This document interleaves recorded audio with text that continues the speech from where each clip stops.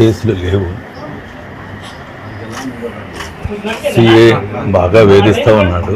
నేను 4-3 సార్లు తీసుకొచ్చాను అతన్ని. ఇప్పుడు కూడా కేసు కట్టలేదు. మీకు తెలియదేం కాదు. 2019లో తమరికి సపోర్ట్ చేశాను, మొన్న కూటమికి చేశాను. వాళ్ళు ఇంతవరకు స్పందించకపోవడం కూడా అత్యంత దారుణం. అసలు అది నా బిడ్డ బలవన్మరణానికి పాల్పడటానికి సిఐ నాగరాజు ఆయన సిబ్బంది ప్రధాన కారణం. దీనికి కేవలం పోలీసులు పొద్దాకు వచ్చి వేధించడం వల్ల అయితే చనిపోయాడు అనుకున్నాను, కానీ దీని వెనకాల వాళ్ళు అతనికి ఇష్టం లేని పనులన్నీ చేయిస్తున్నారు. ఇది రౌడీ షీటర్స్ని పట్టుకురమ్మని, వాళ్ళ అడ్రస్లు ఇవ్వమని, ఇంకా రకరకాలుగా వాళ్ళ సొంత ప్రయోజనాలకు ఇష్టం వచ్చినట్టు వాడుకున్నారు. బూట్ షూ అక్కడ వేసి, నువ్వు మాదిగొడియే కదా, మీకు కులవృత్తి ఉంది కదా, బూట్లు పాలిష్ చేయమని చెప్పటం, ఇదంతా వాళ్ళ సర్కిలే చెప్పారు నాకు. నేను చెప్పే మాటలు కూడా కాదు. ఆయన ఏదైతే వాంగ్మూలం ఇచ్చాడో, ఇది నేను మాదిగొడిగా పుట్టడమే తప్పైందని, ఎంత రోదన అనుభవించుంటే ఆ మాట అంటాడో నాకు తండ్రిగా నాకు అర్థమవుతుంది. తర్వాత అతని వల్లే హత్యా నేరం కింద గురి కాబడ్డాడు. కాబట్టి ఈ 2 సెక్షన్స్ బలంగా వచ్చేలా కట్టాలని న్యాయం కోసం నిలబడే విషయంలో ఉన్నానన్న. పెద్దవారు మీరు ఇప్పటికి 3 సార్లు స్పందించారు నా బిడ్డ విషయంలో. మీరు సాయికృష్ణ దగ్గరికి వెళ్ళినప్పుడు మాట్లాడారు, నిన్న కూడా బాగా మాట్లాడారని. మీరు నా బిడ్డకి న్యాయం చేస్తారని ఒక నమ్మకం ఉంది. ప్రభుత్వం కదలకపోవడం కూడా ఒక బాధాకరంగా ఉంది. ఎందుకంటే నేను మీకు కానీ బాబు గారు కానీ నేను తెలియని కాదు, పట్టించుకోలేదు. ఏదేమైనా వాళ్ళని కేసు కట్టాలి, నా బిడ్డకి న్యాయం జరగాలి. ఈ కుటుంబం అంతా ఒక రకంగా చెప్పాలంటే మేము ఈ రోజుకి ఇక్కడే జీవిస్తున్నాం, ఎంత రాష్ట్ర నాయకుడైనా కూడా. కాబట్టి తమరు ఎంతవరకు మాకు న్యాయం చేయగలిగితే అంతవరకు చేయండి. నా బిడ్డ విషయంలో నేను కాల్మషం లేకుండా నిలబడతాను. మీరు స్పందించినట్టుగా మన టీం మొత్తం కూడాను దాదాపుగా 10 రోజుల మట్టి ఇక్కడే ఉంటున్నారు. వైఎస్ఆర్సీపీ నాన్నగారు హయాంలో మేము ఆర్ట్ కాలేజీలో పెద్ద మీటింగ్ పెట్టాం, కేఎస్ బాబు మేము. తర్వాత మేము ఇప్పటికి కూడా మీరంటే మాకు గౌరవమే. ఏదో మన వర్గీకరణ విషయంలో కొంచెం నేను అట్లా వెళ్ళినా కూడా 2000 నేను వచ్చి కలిశాను. నేను 2019లో తమరికి నేను మద్దతు కూడా ఇచ్చానన్న. వాళ్ళకి కూడా మీరంటే మాకు మంచి అభిమానమే. అదే వర్గీకరణ విషయంలో కొంచెం మేము అట్లా వెళ్ళాం. ఏదేమైనా మేమంతా పేదరికంలో వాళ్ళకి ఇక్కడే జీవిస్తున్నాం కాలవగడ. మేము డబ్బులకి కక్కుర్తి పడలేదు. నా బిడ్డ కూడా అంటారు కానీ ఏదో తెలియని టైంలో పెట్టారు. 8 ఏళ్ళుగా అలాంటివి లేవు. పోలీసులు దీని వెనకాల పెద్ద పెద్దోళ్ళు ఉన్నారనేది నాకు అర్థమైంది. వాటిని దాటి మాట్లాడగలిగే శక్తి మీకు మాత్రమే ఉంది.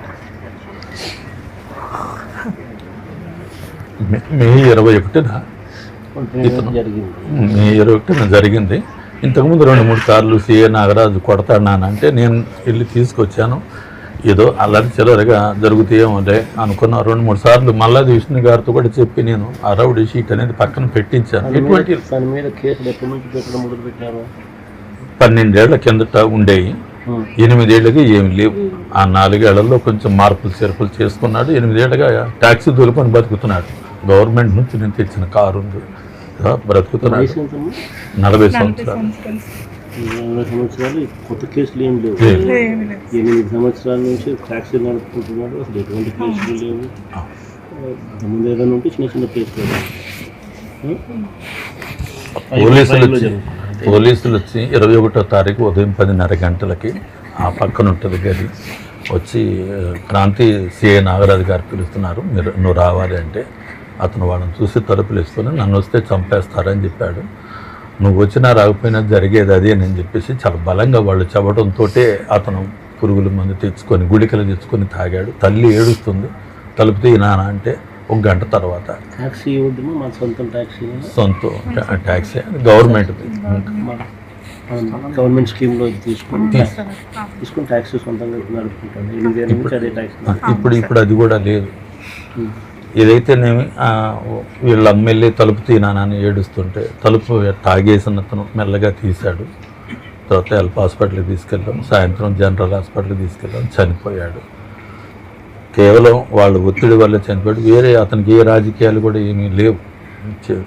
ఒక తండ్రిగా నాకు ఇచ్చే గౌరవం నాకు ఇచ్చాడు. తను బతుకుతున్నాడు. వాళ్ళు ఇష్టం లేని పనులు చేయించడాన్ని తిరస్కరించాడు అతను దాదాపుగా ఏంటంటే రౌడీ షీటర్లను పట్టుకురమ్మంటే ఇతను ఎట్లా పట్టుకొస్తాడు, వాళ్ళ కుటుంబాలతో గొడవలు అవుతాయి కదా. కాబట్టి ఇట్లాంటి వాటికి పోవట్లేదు. ఏదన్నా తీవ్రమైతే నేను వెళ్తూ ఉండేవాడిని. అట్లా అంత లేదు అనుకున్నాను. తర్వాత చూస్తే ఈ సాయి కృష్ణ అని అతను కూడా చంపబడ్డాడు కదా, అదే తరహాలో ఇతను కూడా భయం పట్టుకుంది. ఎందుకంటే వాళ్ళు ఇష్టం లేని అంటే ఇప్పుడు ఆదివారం వచ్చి సంతకం పెట్టాలంటారు. ఆ సంతకాలు వాళ్ళు పట్టించుకోరు. కానీ వాళ్ళు చెప్పిన పని చేయకపోతే ఆదివారం పేరుతో తిరగేసి ముగ్గురు కలిసి 3 టైర్ బెల్ట్లు పట్టుకొని కొడతా ఉంటుంటే అతడు తగలరాని చోట తగిలి చచ్చిపోయే పరిస్థితి కూడా.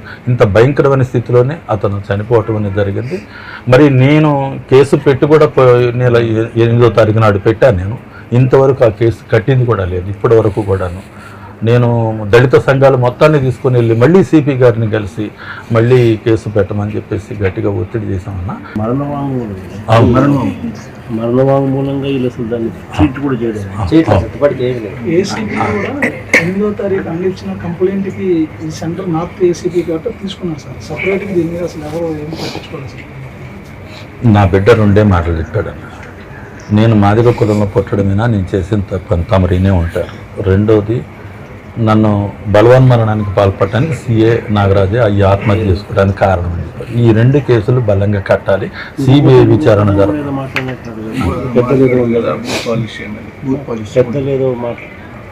అంటే అతను దీని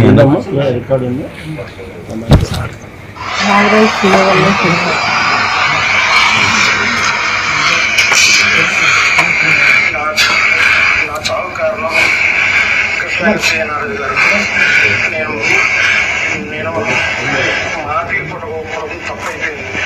నన్ను వేటాడి ఏడుస్తాను. గత 3 నెలల నన్ను కొడుతూనే ఉన్నారు. నేను ఇంక బతకలేకపోతున్నాను. నా చావు కారణం కృష్ణాచార్య గారు. ఇంక బతకలేను.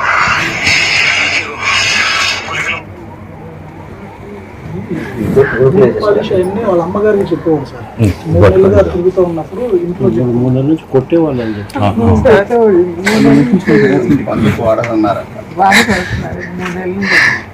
బాత్రూమ్ కడిగేయటం. 3 పిల్లలు బాబు కాలు కూడా పోలియో చిన్నప్పుడు పోలియో వచ్చింది సార్. ఇక్కడ పుండు పడింది. అట్లా 2 ఏళ్ళు పోయింది సార్. ఇప్పుడు ఇక్కడ పెంచడానికి పడిపోయింది సార్ బాబుకి. అది లోపల నుండి తినుకుంటా చూపిస్తున్నారు సార్. ఎక్కడ చూపిస్తున్నారు? ఏమని చెప్పినారు వాళ్ళు? అంటే కొంచెం ఏజ్ అనేది వచ్చాక చేస్తామన్నారు సార్. కాకపోతే ముదిరిపోయింది బాగా. ఏళ్ళన్నీ పోయింది. ఏళ్ళు పోయింది. ఏమైంది?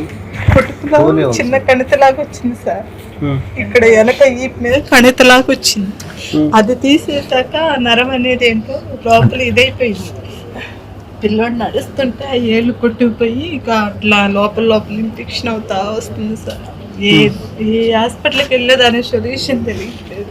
రేపు మన ప్రభుత్వం వచ్చిన తర్వాత ఇది SC/ST అట్రాసిటీస్ కేసుని బుక్ చేసి గవర్నమెంట్ తరఫు నుంచి మన పిల్లోనికి రావాల్సిన బెనిఫిట్స్ అన్నీ వచ్చేటట్టు 5 సెంటర్ స్థలం ఇప్పిస్తాం. 5 ఎకరాల స్థలం SC/ST సంబంధించి అట్రాసిటీస్ కింద చనిపోతే ఏ రకమైన చట్టం పరిధిలోకి వచ్చి చట్టం ప్రకారం ఏదైతే బెనిఫిట్స్ ఒక హక్కుగా మీకు రావాల్సింది ఏదైతే ఉన్నాయో అవన్నీ నేను దగ్గరుండి మన అధికారంలోకి వచ్చిన 1 నెలలోనే చేయించేస్తాను. అన్ని దగ్గర నేను చేపిస్తాను. ఇప్పుడు కూడా ఇవన్నీ కూడా నేను దగ్గర చూస్తాను. ఇవన్నీ కూడా చూస్తాను. బాబుకి సమస్య లేకుండా నేను చేసి పెట్టాను. నీకు ఇబ్బంది లేకుండా నేను చేసుకుంటాను. నా కొడుకు చాలా న్యాయంగా చనిపోయాడు. పోలీసులు వచ్చి తీసుకెళ్ళేది నా కొడుకు.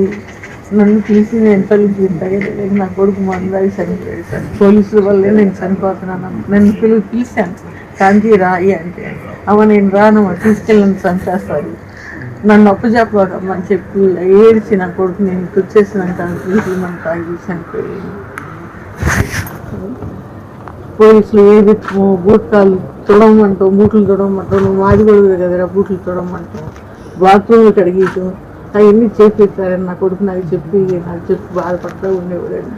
అసలు అటు వెళ్ళి పిలుస్తలేడు, ఇప్పుడు వచ్చి అందుకు ఎన్ని సంవత్సరాల నుంచి కేసులు లేవు కదా, మరి ఎందుకు పిలిపిస్తాను మీరు? అంటే పాత కేసులు అయ్యే ఉంది అని చెప్పి పిలిపిస్తారు. వాళ్ళ అవసరాలకి వాడుకోవటం కోసమే పిలుస్తారు. గంజాయి అమ్మంటాము, అది గంజాయి అమ్మంటాము, ఆయన పనులు చేయమంటాము, పిల్లల్ని చెప్పడం చేస్తూ ఉంటారండి. అది భయపడి వెళ్ళకుండా ఉంటారు, వెళ్ళకపోతే తీసుకెళ్ళటం కొట్టడం. ఒక రేపు వచ్చి తీసుకెళ్ళాలి, ఇంటికి వచ్చి తీసుకెళ్తే ఎందుకండి అంటే సీఏ గారు తెమ్మంటారు అని నేను లేపు ఈయన గారు సోయి లేకుండా అన్నారు, బాగాలేదు పడుకున్నారు. సరే తీసుకెళ్ళాక పొద్దున పూట నేను వెళ్ళాను, తీసుకెళ్ళి కొడుతున్నారండి, అల్లాడి తీసి కొడుతున్నారు. నాకు కొడుతుంది అల్లాడిపోతున్నారు, కింద నేను ఎట్లా అయిపోయాను, అసలు ఇట్లా కోడిని కట్టేసి అల్లాడి తీసి కొట్టడం, చేయలేని వాసిపోయి వచ్చి అన్నం కూడా తినలేకపోయేవాడు. అసలు నా కొడుకు సీఏ వాళ్ళు చనిపోయాడు. నా కొడుకు ఈ వయసులో మాకు మమ్మల్ని చూడాల్సిన కొడుకు మాకు లేకుండా అయిపోయాడండి. 7 సంవత్సరాల కింద కేసులు ఏదో ఉన్నాయని చెప్పినారు, అది ట్రయల్ జరుగుతుంది. అవన్నీ నేను తీర్చిచ్చేసాను. అవన్నీ ట్రయల్ జరుగుతుంది. లేదు అసలు ఏం కేసు లేదు, నేనే దగ్గర నుండి తీర్పిచ్చేసా. ఆయన శిక్ష పడింది లేదు అసలు, ఏ కేసులు లేదు. అన్ని కేసులు కూడా కొట్టేసారు. 8 సంవత్సరాల నుంచి కొత్తగా ఒక కేసు లేదు. మొన్న సిఏ గారు ఏసీపీ గారు అంటాడు పేకాట కేసులు పడమట్లో ఉన్నాయి అంటాడు. అసలు ఇవన్నీ మీరు ఇప్పుడు ఏదో కావాలని తీసుకొచ్చే అంతేగాని అసలు మర్డర్ లాంటి కేసులు కాదు, మీరు వీటిని ఇట్లా చూపించడం కూడా కరెక్ట్ కాదని నేను చెప్పాను. నేను సరే ఏదేమైనా నా వాంగ్మూలం తీసుకున్నారు, బాగా డిలే అవుతూ ఉంది.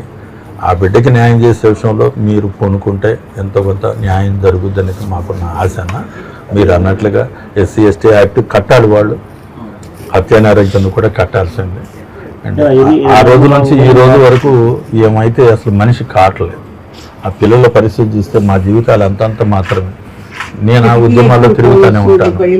పైనుంచి పిలిచేవాళ్ళండి, రాగాంధీ అంటే వెళ్ళనని సందర్భమని చెప్పి నా కొడుకు మాకు లేకుండా అయిపోయాడండి. మమ్మల్ని బతికించాల్సిన కొడుకే లేకుండా అయిపోయాడు. వీళ్ళిద్దరూ బాధలు చెప్పాడండి నాకు. పిల్లలు పోలీస్ స్టేషన్ నా కొడుకు చనిపోయాడండి. సీఏ నాగరాజు వల్ల నా కొడుకు చనిపోయాడు.